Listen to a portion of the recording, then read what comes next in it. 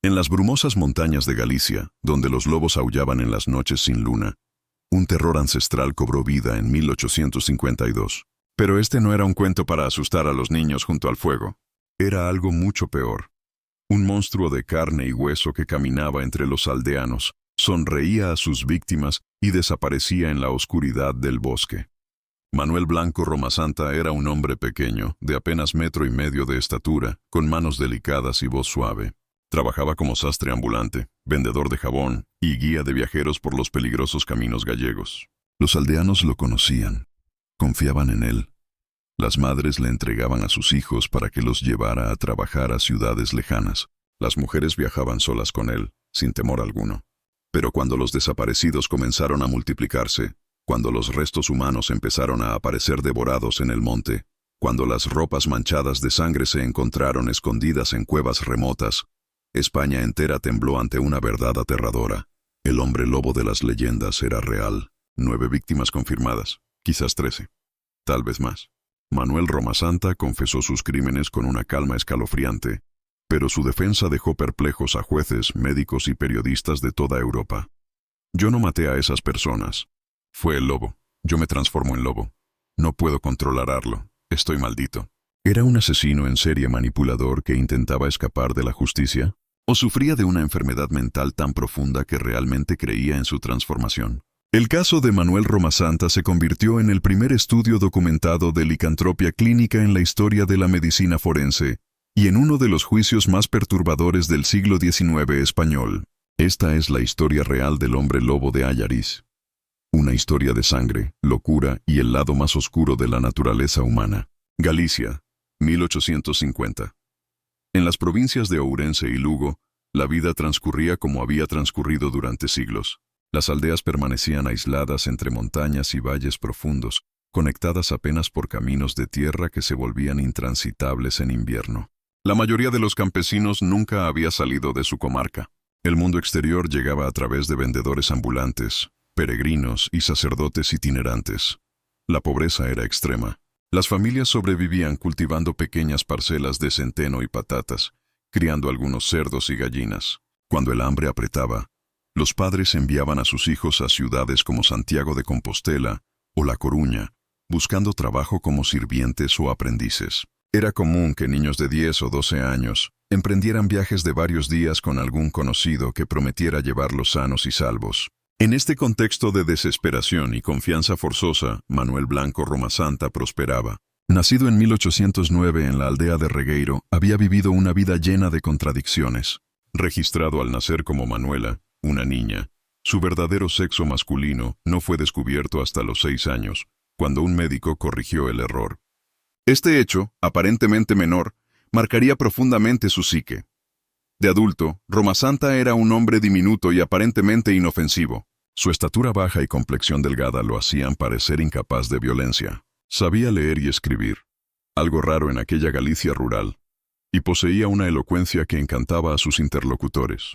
Se ganaba la vida de 1000 formas: sastre, vendedor de jabón hecho con sebo animal, guía de montaña. Pero bajo esta fachada de normalidad, algo oscuro y terrible se gestaba. Entre 1846 y 1852, al menos 9 personas desaparecieron tras partir con él. Cuando la verdad finalmente emergió, España descubriría que había convivido con un monstruo real. Todo comenzó con desapariciones que nadie cuestionó. En la Galicia de mediados del siglo XIX, que alguien partiera hacia la ciudad y no regresara, no levantaba sospechas inmediatas. Los caminos eran peligrosos: ladrones, accidentes, animales salvajes, enfermedades.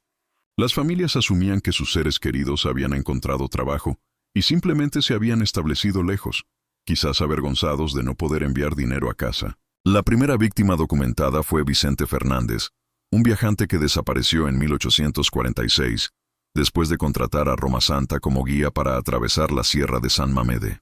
Su cuerpo nunca fue encontrado, pero sus pertenencias aparecieron meses después en una cueva, escondidas bajo ramas y tierra.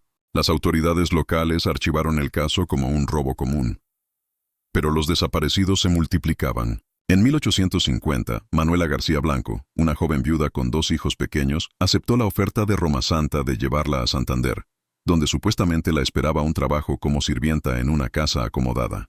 Los tres partieron una mañana de marzo. Ninguno regresó jamás.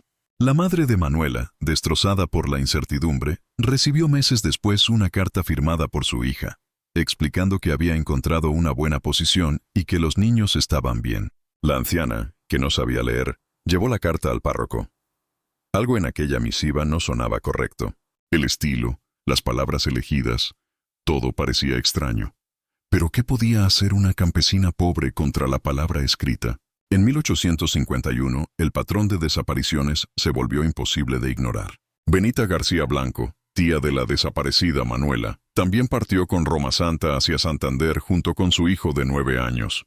Desaparecieron sin dejar rastro. Después fue el turno de Antonia Rivas y su hija de 14 años.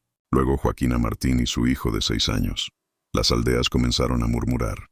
Los nombres de Roma Santa empezó a pronunciarse con desconfianza en las tabernas y mercados. ¿Por qué tantas personas desaparecían después de viajar con él? Pero el sastre ambulante tenía respuestas para todo. Mostraba cartas supuestamente escritas por los desaparecidos. Hablaba de los trabajos que habían conseguido, de las nuevas vidas que construían lejos de la miseria gallega. Sin embargo, algunos detalles no encajaban. Un comerciante de Ourense reconoció en manos de Roma Santa un rosario que había pertenecido a una de las mujeres desaparecidas. El sastre explicó que se lo había comprado a ella antes de que partiera hacia Santander. Un campesino encontró en el monte ropas manchadas de sangre que correspondían a las descripciones de prendas de los desaparecidos. Roma Santa alegó que probablemente eran de viajeros asaltados por bandidos. La desconfianza se convirtió en sospecha cuando un pastor encontró restos humanos semiconsumidos en un área boscosa conocida como Rebordechao, cerca de la frontera con Portugal.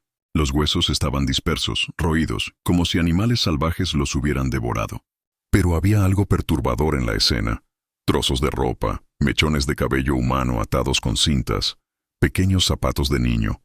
El alcalde de Escalante, donde Roma Santa mantenía una residencia temporal, ordenó una investigación discreta. Interrogaron a vecinos, revisaron los movimientos del sospechoso, compararon fechas. El patrón era escalofriante.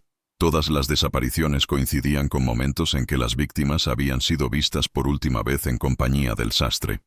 Pero Roma Santa era astuto. Cuando sintió que la red se estrechaba, cambió de estrategia. En lugar de llevar a las personas hacia supuestos trabajos, comenzó a vender jabón de calidad superior, que, según decía, fabricaba él mismo con técnicas especiales aprendidas en Portugal.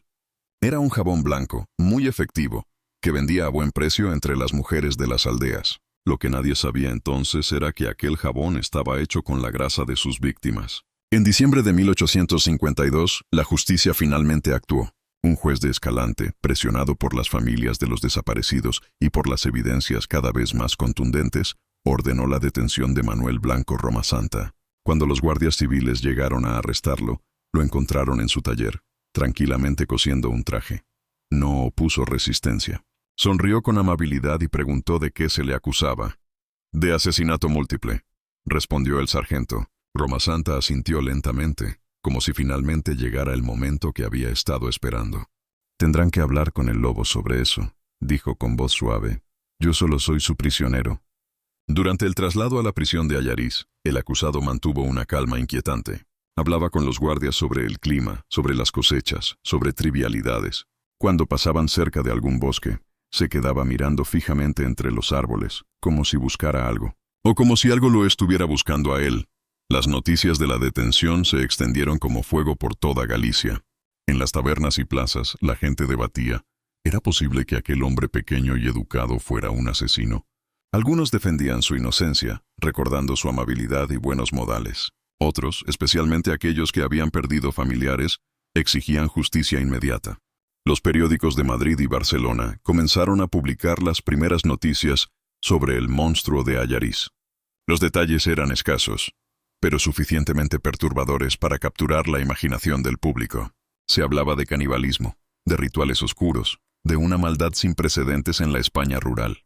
Pero nadie, ni los periodistas más sensacionalistas, ni los jueces más experimentados, ni los médicos más eruditos, estaba preparado para lo que Manuel Roma Santa confesaría cuando finalmente abriera la boca. Su testimonio no solo revelaría crímenes horrendos, sino que plantearía preguntas inquietantes sobre la naturaleza de la locura, la identidad y los límites entre lo humano y lo bestial. En su celda en Ayariz, Roma Santa esperaba el interrogatorio. A veces aullaba en las noches, un sonido largo y lastimero que helaba la sangre de los otros prisioneros. Cuando los guardias le gritaban que se callara, él respondía: «No soy yo quien aúlla, es el lobo, siempre es el lobo». El 6 de enero de 1853 comenzó el interrogatorio formal de Manuel Blanco Roma Santa. El juez instructor, un hombre experimentado llamado don José García de Loaiza, había revisado meticulosamente todos los testimonios, todas las pruebas materiales, todos los reportes de desapariciones. Estaba convencido de enfrentar a un asesino múltiple, pero lo que escucharía esa mañana superaría sus peores expectativas. Roma Santa entró a la sala de interrogación con paso tranquilo. Vestía ropas limpias que él mismo había remendado, y su cabello estaba cuidadosamente peinado. Medía poco más de 1,5 metros. Tenía manos pequeñas y delicadas, y su voz era sorprendentemente aguda. Nada en su apariencia sugería capacidad para la violencia extrema. El juez comenzó con preguntas sobre su infancia. Roma Santa habló con franqueza sobre su nacimiento registrado como niña, sobre la confusión de género que marcó sus primeros años, sobre cómo los otros niños se burlaban de él. «Nunca encajé», dijo con tristeza genuina. «Ni como niña ni como niño. Era algo intermedio, algo incompleto». Después habló de su matrimonio en 1832 con una mujer llamada Francisca Gómez, quien murió misteriosamente poco después. Las autoridades nunca investigaron aquella muerte, asumiendo que había sido por causas naturales. Ahora, con lo que sabían, el juez tomó nota mental de revisar aquel caso. Cuando finalmente le preguntaron directamente sobre los desaparecidos, Roma Santa no negó nada. Al contrario, comenzó a confesar con una precisión escalofriante. «Vicente Fernández fue el primero», dijo con voz monótona. «Lo maté en la sierra. Le rompí el cuello cuando dormía. Después vendí sus pertenencias en Portugal». El juez y el escribano intercambiaron miradas de horror. La confesión continuó, víctima tras víctima. Manuela García Blanco y sus 2 hijos fueron asesinados en un barranco cerca de Rebordechao. Los niños lloraban por su madre, recordó Roma Santa sin emoción aparente. Fue necesario matarlos rápido para que dejaran de hacer ruido. Benita García Blanco y su hijo de 9 años corrieron la misma suerte. Antonia Rivas y su hija adolescente fueron estranguladas en un bosque de castaños. Joaquina Martín intentó escapar con su hijo pequeño, pero Roma Santa los alcanzó y los mató a ambos con una piedra. Los detalles eran insoportables. El juez tuvo que hacer pausas varias veces, abrumado por la naturaleza brutal de los crímenes. Pero lo más perturbador aún estaba por venir. «¿Qué hizo con los cuerpos?», preguntó finalmente el juez, temiendo la respuesta. Roma Santa guardó silencio por primera vez. Miraba fijamente un punto en la pared, como si viera algo que nadie más podía ver. Cuando habló, su voz había cambiado. Se había vuelto más grave, más animal. «El lobo los devoró. El lobo siempre tiene hambre».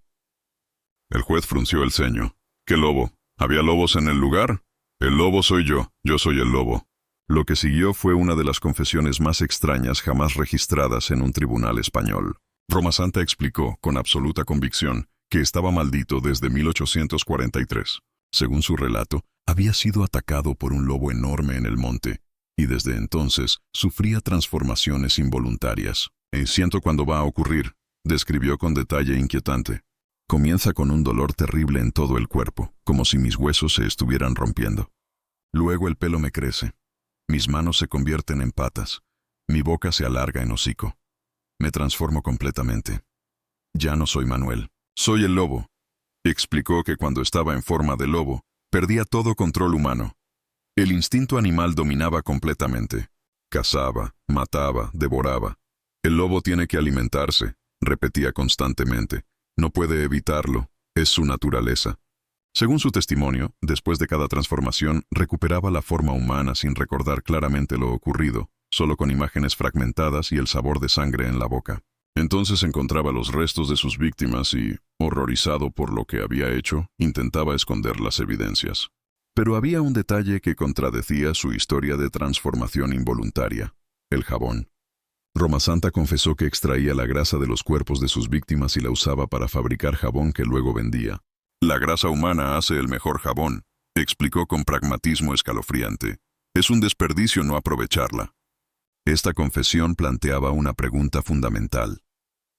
Si realmente se transformaba en lobo y perdía el control, ¿cómo podía después, en forma humana, procesar metódicamente los cuerpos para extraer grasa. ¿Cómo podía fabricar jabón, un proceso que requería planificación y esfuerzo consciente? El juez García de Loayza era un hombre de leyes, no un médico, pero incluso él percibía la contradicción. O Roma Santa mentía sobre la transformación para evadir responsabilidad, o sufría de alguna enfermedad mental tan profunda que realmente creía en su licantropía. Durante semanas el interrogatorio continuó. Roma Santa proporcionó detalles exactos sobre cada asesinato, las fechas, los lugares, los métodos. Guió a las autoridades a varios escondites donde encontraron huesos humanos, ropas desgarradas, objetos personales de las víctimas. Todo concordaba con su confesión, pero siempre volvía a la misma explicación. Fue el lobo. Yo no quería hacerlo. Estoy maldito. La noticia de las confesiones se filtró a la prensa. Los periódicos españoles publicaban ediciones especiales con titulares sensacionalistas. El hombre lobo de Galicia confiesa 9 asesinatos. El monstruo de Allariz, entre la locura y la maldad. Licantropía real o astucia criminal. El caso capturó la imaginación de toda España y pronto se extendió por Europa. Periódicos franceses, ingleses y alemanes enviaron corresponsales a Galicia. Los científicos debatían en academias médicas de Madrid, París y Londres sobre la posibilidad de que existiera una condición mental que hiciera creer a una persona que se transformaba en animal. En las aldeas gallegas, el terror era palpable. Las familias de las víctimas exigían justicia inmediata. Algunos pedían que Roma Santa fuera ejecutado sin juicio. Otros, influenciados por siglos de superstición, creían genuinamente que era un hombre lobo y debía ser quemado vivo con balas de plata en el corazón. Mientras tanto, en su celda, Roma Santa alternaba entre momentos de lucidez, donde discutía literatura y filosofía con los guardias que lo vigilaban, y episodios de agitación extrema, donde aullaba, arañaba las paredes y afirmaba que la transformación estaba comenzando de nuevo. Los médicos que lo examinaron no encontraron nada físicamente anormal en él, excepto su baja estatura y constitución delgada, pero su mente era un enigma. Parecía completamente consciente de la gravedad de sus crímenes. Mostraba remordimiento ocasional, pero al mismo tiempo insistía en que no era responsable porque el lobo lo controlaba. El juicio estaba programado para abril de 1853. Sería uno de los eventos judiciales más seguidos de la década en España, y su resultado tendría implicaciones que trascenderían el derecho penal para tocar las fronteras mismas entre la cordura y la locura, entre la responsabilidad humana y el determinismo biológico. Manuel Blanco Roma Santa, el sastre amable que se convertía en lobo, esperaba su destino, y toda España esperaba con él. Su caso se convirtió en un referente fundamental en el desarrollo de la psiquiatría forense. Fue citado en innumerables tratados médicos y jurídicos sobre la responsabilidad criminal en casos de enfermedad mental. Inspiró debates que continúan hasta hoy sobre dónde trazamos la línea entre la locura y la maldad, entre la enfermedad y la manipulación criminal. El legado de Manuel Blanco Roma Santa trascendió las fronteras de España. En Francia, el caso influyó en las reformas del Código Penal relacionadas con la inimputabilidad por locura. En Alemania, psiquiatras como Emil Kraepelin lo citaron en sus estudios sobre delirios sistematizados. En Inglaterra, el caso llegó a discutirse en el Parlamento durante debates sobre la reforma de las leyes de salud mental. Pero más allá del impacto académico y legal, el hombre lobo de Allariz dejó una herida profunda en la memoria colectiva de Galicia. Las aldeas donde había operado quedaron marcadas por el trauma generacional. Las familias de las víctimas cargaron con el dolor y la vergüenza durante décadas. Muchas de ellas emigraron, incapaces de soportar vivir en lugares que les recordaban constantemente la tragedia. Los bosques donde Roma Santa había cometido sus crímenes adquirieron reputación siniestra. Los campesinos evitaban atravesarlos después del anochecer. Se contaban historias de aullidos fantasmales, de sombras que se movían entre los árboles, del espíritu del hombre lobo que seguía cazando en la muerte. Algunas de estas leyendas persisten incluso en el siglo XXI. La figura de Roma Santa también se convirtió en un símbolo cultural complejo. Para algunos, representaba el lado más oscuro de la naturaleza humana, la capacidad de maldad que acecha incluso bajo la fachada más inocente. Para otros, era un caso trágico de enfermedad mental no tratada en una época que no comprendía tales condiciones. Y para los más supersticiosos, seguía siendo literalmente un hombre lobo, prueba de que las leyendas ancestrales tenían fundamento en la realidad. En las décadas que siguieron a su muerte, el caso fue gradualmente olvidado por el público general, aunque siguió siendo estudiado en círculos académicos. Pero en el siglo XX el interés resurgió. Historiadores, criminólogos y escritores redescubrieron la historia del hombre lobo de Ayaris y comenzaron a reexaminarla con perspectivas modernas. Algunos investigadores contemporáneos han sugerido que Roma Santa podría haber sufrido de trastorno de identidad disociativo, una condición en la cual una persona desarrolla múltiples personalidades distintas. La personalidad lobo habría sido una construcción psicológica que le permitía cometer actos violentos que su personalidad principal no podía aceptar conscientemente. Otros han propuesto que sufría de un tipo raro de psicosis con delirios zoomórficos, en los cuales el paciente cree genuinamente que se transforma en animal. Esta condición, aunque extremadamente rara, ha sido documentada en algunos casos modernos, generalmente asociada con esquizofrenia severa o trauma cerebral. También existe la teoría de que Roma Santa era simplemente un psicópata con características narcisistas que utilizó la defensa de la licantropía como una estrategia legal ingeniosa. El hecho de que pudiera funcionar normalmente en sociedad, mantener relaciones, trabajar como sastre y comerciante, y planificar meticulosamente sus crímenes, sugiere un nivel de control y racionalidad incompatible con la locura completa. La verdad probablemente nunca será conocida con certeza. Los registros médicos de su tiempo en prisión se perdieron o fueron destruidos. No existen fotografías confirmadas de Roma Santa, aunque algunos museos españoles afirman poseer retratos que podrían ser de él.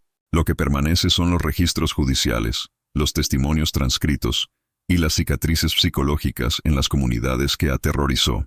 Desde la perspectiva del siglo XXI, el caso de Manuel Blanco Roma Santa ofrece una ventana fascinante, no solo a la mente de un asesino, sino también a la sociedad española de mediados del siglo XIX, y a la evolución de nuestro entendimiento sobre la enfermedad mental y la responsabilidad criminal. Lo primero que sorprende a los investigadores modernos es cuánto tiempo pudo Roma Santa operar sin ser detectado. Entre 1846 y 1852, un periodo de 6 años, cometió al menos 9 asesinatos confirmados, y posiblemente muchos más nunca documentados. En la Galicia rural de aquella época, la falta de comunicación entre aldeas, la ausencia de fuerzas policiales coordinadas y la normalización de las desapariciones en una sociedad donde viajar era peligroso, crearon el ambiente perfecto para que un depredador como Roma Santa prosperara. Los perfiladores criminales modernos que han estudiado el caso identifican en Roma Santa características típicas de los asesinos en serie organizados. Seleccionaba cuidadosamente a sus víctimas, personas vulnerables, frecuentemente mujeres con niños, que no serían inmediatamente buscadas. Las atraía con promesas creíbles de trabajo o mejores oportunidades. Las llevaba a lugares remotos que había reconocido previamente. Después del crimen, tomaba medidas para esconder evidencias y crear explicaciones plausibles para las desapariciones. Este nivel de planificación contradice dramáticamente su defensa de transformación involuntaria en lobo. Un animal no planifica con semanas de anticipación. Un animal no forja cartas para tranquilizar a familiares. Un animal no fabrica jabón con los restos de sus víctimas para venderlo con ganancia. Sin embargo, esto no significa necesariamente que Roma Santa estuviera completamente cuerdo. Los psicólogos modernos reconocen que la salud mental existe en un espectro, no en categorías binarias de cuerdo o loco. Es perfectamente posible que Roma Santa sufriera de delirios genuinos sobre su transformación, mientras simultáneamente mantenía la capacidad de funcionar y planificar en otras áreas de su vida. Un aspecto particularmente intrigante del caso es el componente de identidad de género. Roma Santa fue registrado al nacer como Manuela y vivió sus primeros 6 años como niña antes de que se descubriera su sexo masculino. En el siglo XIX, este tipo de confusión habría sido profundamente traumática, especialmente en una sociedad rural y conservadora como la Galicia de aquella época. Algunos psicólogos contemporáneos han especulado que este trauma temprano podría haber contribuido a la fragmentación de su identidad. La transformación en lobo podría haber sido, en un nivel psicológico profundo, una manera de escapar de una identidad humana que siempre había sido ambigua y problemática para él. Como lobo, no era ni hombre ni mujer, ni Manuela ni Manuel, sino algo completamente diferente. Esta interpretación es especulativa, por supuesto, pero refleja cómo nuestra comprensión moderna del trauma, la identidad y el desarrollo psicológico puede arrojar nueva luz sobre casos históricos. Es importante notar que esta perspectiva no excusa sus crímenes de ninguna manera, sino que intenta comprender los factores que pudieron contribuir a su comportamiento monstruoso. Otro elemento del caso que merece análisis es el contexto socioeconómico. La Galicia de mediados del siglo XIX era una de las regiones más pobres de España. El hambre era endémica. Las familias se desintegraban por necesidad económica. Los niños eran enviados lejos para trabajar. Esta desesperación social creó tanto las oportunidades para que Roma Santa operara como la vulnerabilidad de sus víctimas. Es revelador que todas las víctimas confirmadas fueran de clase baja. No hay registro de que Roma Santa intentara atacar a personas de familias acomodadas o con conexiones sociales. Esto sugiere que, a pesar de sus supuestos delirios de transformación, mantenía suficiente contacto con la realidad como para calcular qué víctimas serían menos problemáticas. El aspecto del canibalismo, específicamente la fabricación de jabón con grasa humana, añade otra capa de horror al caso. Aunque Roma Santa afirmaba que hacía esto en sus momentos de lucidez, como una forma de aprovechar los cuerpos que el lobo había matado, la realidad es probablemente más prosaica y más perturbadora.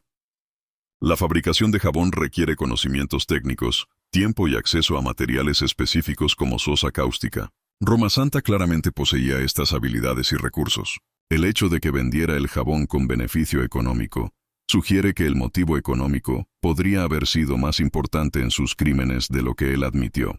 Quizás no mataba porque creía ser un lobo, sino por ganancia material, y la historia del lobo era una elaborada racionalización post hoc. Esta teoría encuentra apoyo en el hecho de que también vendía las pertenencias de sus víctimas. Ropa, joyas, herramientas, todo era convertido en dinero. Para un hombre de su clase social y época, estos crímenes podrían haber representado una fuente significativa de ingresos. El jabón fabricado con grasa humana era simplemente otro producto de su empresa criminal. Sin embargo, esta explicación puramente materialista no satisface completamente. Testigos en el juicio describieron cambios genuinos en el comportamiento de Roma Santa. Había momentos en que parecía verdaderamente asustado de sí mismo. Momentos en que aullaba en su celda o arañaba las paredes. O era un actor extraordinario. O realmente experimentaba algún tipo de estado alterado de conciencia. La hipótesis más probable, desde una perspectiva psiquiátrica moderna, es que Roma Santa sufría de alguna forma de trastorno psicótico con delirios somáticos. Podría haber experimentado alucinaciones sensoriales que interpretaba como transformación física. Simultáneamente, aspectos de su personalidad que podríamos caracterizar como psicopáticos le permitían actuar sobre impulsos violentos sin remordimiento normal. Esta combinación de psicosis y psicopatía, aunque rara, no es desconocida en la literatura criminológica moderna. Crea un individuo particularmente peligroso. Alguien que puede ser impulsado por delirios genuinos, pero que mantiene la capacidad de planificar y ejecutar violencia de manera organizada. El tratamiento que Roma Santa recibió después de que su sentencia fuera conmutada es otro aspecto fascinante del caso. Los médicos que lo estudiaron en Ceuta aplicaron técnicas que eran vanguardistas para su época, pero que parecen primitivas hoy. Hipnosis, purgas, sangrías, hidroterapia. No hay evidencia de que ninguno de estos tratamientos tuviera efecto alguno en sus supuestos delirios de transformación. Lo que sí es notable es que, según los registros disponibles, Roma Santa nunca volvió a ser violento una vez encarcelado. Esto podría interpretarse de varias maneras. Quizás la estructura y vigilancia constante de la prisión eliminaron las oportunidades para actuar sobre impulsos violentos. Quizás, habiendo sido capturado y estudiado, ya no sentía la necesidad de mantener la actuación del hombre lobo. O quizás, genuinamente, algo en su psique cambió con la edad y el encarcelamiento. El impacto duradero del caso en la cultura española es significativo. Roma Santa se ha convertido en una figura del folclore oscuro, apareciendo en novelas, películas, obras de teatro y series de televisión. En 2004, el director español Paco Plaza realizó una película titulada Roma Santa, La Casa de la Bestia, que dramatizaba el caso, aunque con considerables libertades artísticas. En Ayarís, el pueblo más asociado con los crímenes de Roma Santa, existe una relación ambivalente con esta historia. Por un lado, es una parte innegable de la historia local que atrae cierto interés turístico. Por otro lado, es un recuerdo doloroso de tragedia y horror que muchos habitantes preferirían olvidar. No hay monumentos a las víctimas, no hay museos dedicados al caso. La memoria se mantiene viva principalmente a través de la tradición oral y la literatura. Para los criminólogos, Roma Santa representa un caso temprano importante de perfilación criminal antes de que existiera tal concepto. Las autoridades de 1852, a través de observación y deducción, crearon esencialmente un perfil del asesino. Sus patrones de comportamiento, su modus operandi, el tipo de víctimas que seleccionaba. Aunque no usaban la terminología moderna, estaban aplicando principios que siguen siendo válidos en la investigación criminal contemporánea. El caso también plantea preguntas filosóficas profundas sobre la naturaleza del mal y la responsabilidad moral. Si Roma Santa realmente sufría de delirios tan severos que creía ser un lobo, ¿hasta qué punto era responsable de sus acciones? Incluso si estaba mentalmente enfermo, ¿lo exime eso de responsabilidad moral dado que claramente retenía capacidad para planificar y actuar con propósito? Estas no son preguntas fáciles, y el sistema legal español de 1853 luchó con ellas tanto como lo haríamos hoy. La decisión de la reina Isabel II de conmutar la sentencia sugiere que había al menos algún reconocimiento de que la ejecución de un hombre posiblemente loco planteaba problemas éticos, incluso si había cometido crímenes horrendos. En última instancia, Manuel Blanco Roma Santa permanece como una figura enigmática. Fue simultáneamente un monstruo que mató brutalmente a al menos 9 personas inocentes, incluyendo niños pequeños, y posiblemente un individuo profundamente enfermo atrapado en delirios que no podía controlar. Fue un criminal calculador que se benefició económicamente de sus crímenes y un paciente psiquiátrico que se convirtió en objeto de estudio científico. La incapacidad de categorizar definitivamente a Roma Santa es quizás lo que hace que su caso siga siendo tan fascinante casi 2 siglos después. Nos obliga a confrontar la incomodidad de la ambigüedad moral, a reconocer que algunas preguntas sobre la naturaleza humana no tienen respuestas claras. La historia de Manuel Blanco Roma Santa es más que un relato de horror histórico. Es un espejo oscuro que refleja nuestras propias ansiedades sobre la naturaleza del mal, los límites de la cordura y la fragilidad de la civilización. En las montañas de Galicia donde ocurrieron estos crímenes, la vida continúa. Los bosques siguen siendo profundos y misteriosos. Los lobos reales aún aúllan en las noches de invierno. Pero el verdadero monstruo que acechó esos caminos hace casi 2 siglos no fue sobrenatural. Fue terriblemente, inquietantemente humano.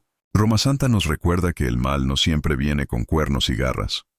A veces tiene rostro amable, manos delicadas y voz suave. A veces ofrece ayuda y promesas de mejor futuro. A veces vende jabón de puerta en puerta. Las 9 víctimas confirmadas de Roma Santa, y las muchas otras posibles que nunca fueron contabilizadas, merecen ser recordadas no como estadísticas en un caso criminal fascinante, sino como personas reales que confiaron en el hombre equivocado y pagaron el precio más alto. Su legado perdura en los archivos judiciales, en los tratados de psiquiatría forense, y en la memoria cultural de una España que aprendió que los monstruos de las leyendas pueden caminar entre nosotros, invisibles hasta que ya es demasiado tarde.